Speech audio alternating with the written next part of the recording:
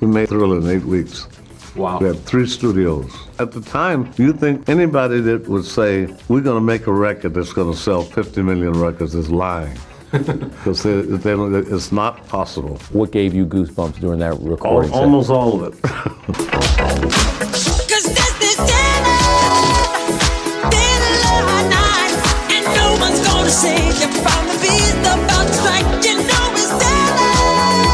Tell me about when you think back about making Thriller. How great was that?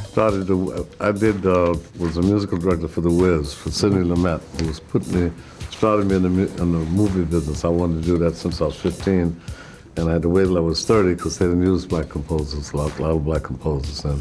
He's the Wiz and he lives in us. And I didn't really want to do it, you know. And finally, he said the magic words. He says, "You owe me." I said, "You damn right I owe you, and I'll be there." And we started to work on it. In the beginning, I started to meet all the people. I knew Lena and Nipsey Russell and all those people, you know, Diana. And I met Michael when he was 12. He said, "I'm getting ready to do my own solo album with Epic." They had changed labels from Motown, and would you help me find a producer for my album? I said, "Michael, I don't want to talk about that now. We've got to pre-record Nipsey Russell, Richie Pryor, all these people, because a musical is based on the pre-record. It's got to be just right, the timing, because that's what they shoot the picture to. Mm-hmm. You know, so you can't play around. It's got to be just right." I'm glad you fellas enjoying your breakfast. Hey, fellas, is today the day you're going to help me get down from here? After we finished pre-recording, they start to rehearse. And I started to watch Michael and see his profound sensibility of, he knew every word of dialogue in the movie, he knew every dance step, he knew every song, everything else. He just have to get up at 5 o'clock to put the makeup on for the Scarecrow. Mm-hmm. But in the beginning, he didn't even have a song, so I was concentrated on getting a song in there for him because he didn't have a song. So finally, we got a song in there with the Crows called "You Can't Win." You can't win. The world keeps moving and you're standing far behind.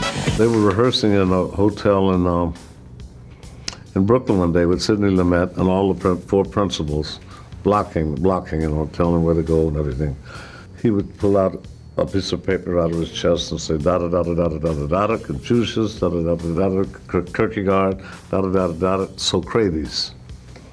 Okay, so nobody said anything, you know, Diana or said, nobody said anything. And after 3 days, I said, "Michael, it's Socrates." He said, "Really?" Come on and ease on down the road. Come on, ease on down the road. At that time, people were saying Michael couldn't be any bigger.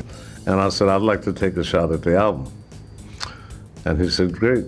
And he went to Epic, and Epic said, "No way. Quincy Jones is too jazzy. He can't do it, you know, he can't handle it." And I said, "Michael, don't worry about it." And we did Off the Wall. Mm-hmm. It was, at that time, it was the biggest black album sales ever. What was your favorite moment in Thriller? There's no such thing. What do you? No, there's no such thing, man. I made too many records, man.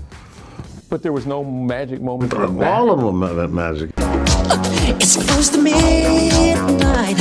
Something evil's lurking in the dark. To me, the studio is a place, it's a sacred place, man, where I used to have a sign that says, "Let's always leave space for God to walk through the room." Because I really believe in the divinity of what the stuff is all about. That's why I never had a studio in my home, because there's no place to play, because some real special things have to happen in the studio. And you're not going in there to make a hit record. No, that's not my thing. We didn't come from that school. I'm from old school. No, I hear you. No money, fame, it wasn't about that. It was about making something that gives you goosebumps. Mm-hmm. It makes you feel something.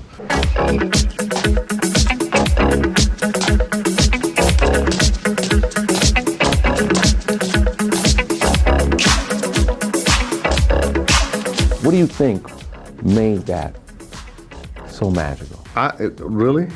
Really? I think from that much time in the business is that we take too much responsibility ourselves. You know, we are terminals for a higher power. And if you let that happen, there's not so much pressure on you, you know. Because everybody says it's all me, I, my. It's not. It's a very spiritual process, I think. You can't see music, you can't taste it, you can't touch it, you can't smell it. Man, you sure can feel it. It's just powerful stuff, man. It's in the universe, and all the symphony orchestras tune up to 440 cycles, right? A. Right. That's because the universe is 450 cycles, you know, and it's a very, very, very divine, a divine process. I think that's why I think it's the strongest of all the arts. So let me hold you tight and share up together. 'Cause this is the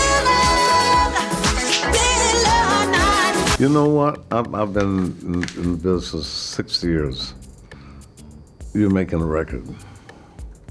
And I come from old school when bebop. So you know we were not thinking about it's all about the Benjamins or money or fame. Because our idols didn't have a quarter. Charlie Parker didn't have any money. Or fame or any of that other stuff. So it was not on our minds at all. We just wanted to be as good a musicians as we could. It was never about going in to see if I can make a record that everybody's gonna like. Because beboppers, man, were trying to play music that people didn't like.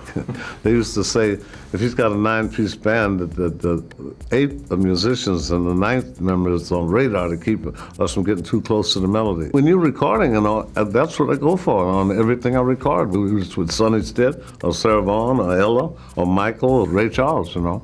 That's what you go for, is touch your heart, you know. And if you touch your heart, it's gonna touch somebody else's heart. Girl, I can feel you more than any goes without trying. So let me hold you tight and share up together. Man, I'm so full of gratitude, I can't tell you. Every day, Sinatra used to tell us when we got off the stand, which was not one of the other great moments in the past, with conducting bassist band and writing arrangements with Sinatra at the Sands. He used to say, cue and bass, live every day like it's your last, and one day you'll be right.